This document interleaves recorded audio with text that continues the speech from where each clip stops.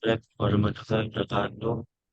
Di sini kami kelompok 5 akan menjelaskan tentang pertemuan ke-13 yaitu transformasi linear.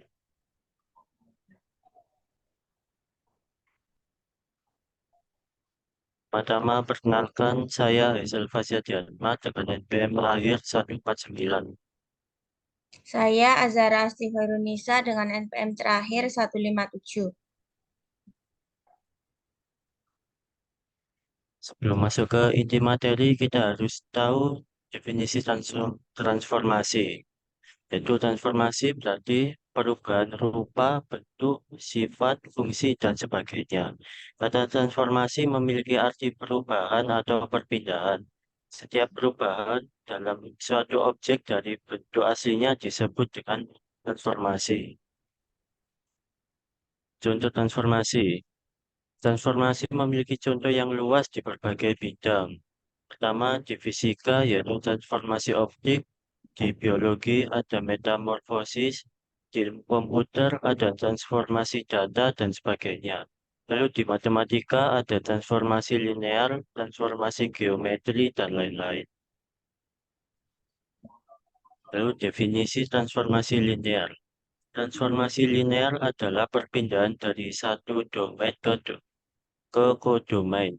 Salah satu pembahasan dalam aljabar mengenai transformasi linear yaitu suatu fungsi yang dapat memetakan suatu ruang vektor ke ruang vektor yang lain, sehingga operasi standar pada ruang vektor tetap berlaku. Transformasi linear umum yaitu T, T adalah fungsi dari V ke W disebut transformasi linear jika T U plus V sama dengan T U plus TV semua, untuk semua U dan V dalam V. Lalu contoh transformasi linear itu ada 6, yaitu yang pertama pemetaan 0, yang kedua pemetaan identitas, yang ketiga pemetaan dari R pangkat 2 ke R, yang keempat, pemetaan dari R pangkat 2 ke R pangkat 2 itu sendiri. Yang kelima, pemetaan dari R pangkat 2 ke R pangkat 3. Dan yang keenam, pemetaan konstan. Lalu sifat-sifat transformasi linear. Jika T adalah fungsi dari V ke W adalah sebuah transformasi linear, maka A, T 0 sama dengan 0. T min V sama dengan min T V untuk semua V pada V.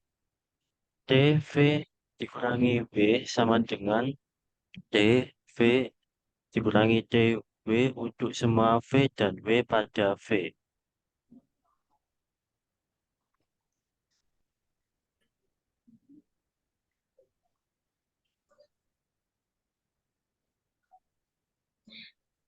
Contoh sifat transformasi linear, misalkan T adalah fungsi V dan W adalah transformasi N adalah transformasi 0. Karena T menetapkan setiap vektor ke dalam 0, maka ker T sama dengan V. Satu-satunya bayangan yang mungkin di bawah T adalah 0, maka RT terdiri dari vektor 0. Definisi kernel. Jika T fungsi V adalah W adalah sebuah transformasi linear, maka himpunan bagian dari vektor-vektor di V yang dipetakan T ke dalam 0 dinamakan kernel atau ruang nol dari T dan dinyatakan dengan ker T.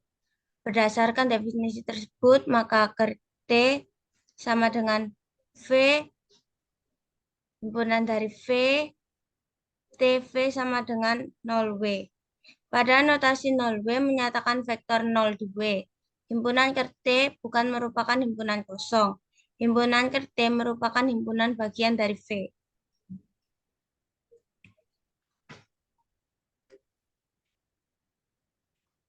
Contoh kernel, misalkan V1, V2, elemen dari kernel dari T, dan K elemen dari F.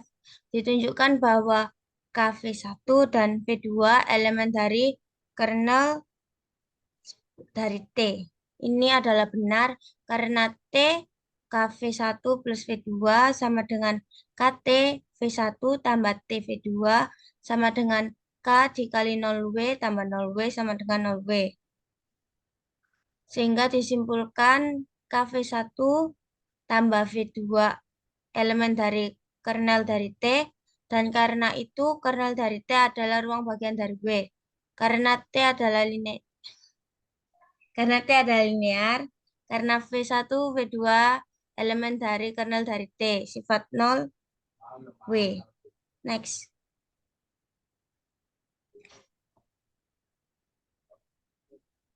Next. Wah, internetku.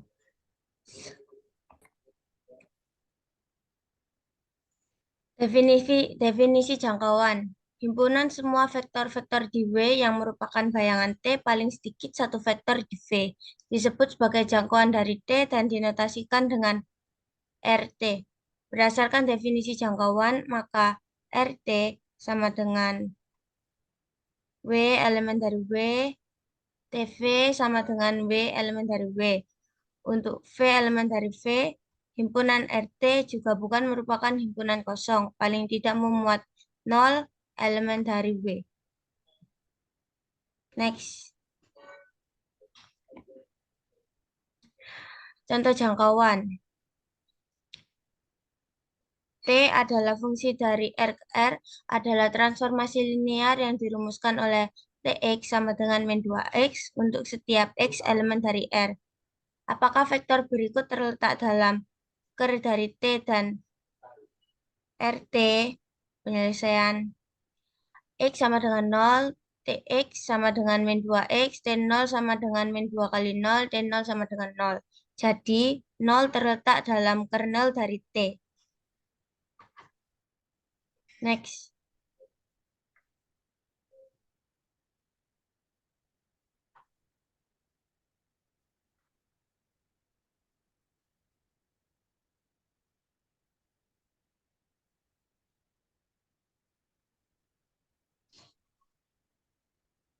Baik, sekian presentasi dari kelompok kami, kelompok 5. Mohon maaf jika ada salah kata. Wassalamualaikum warahmatullahi wabarakatuh.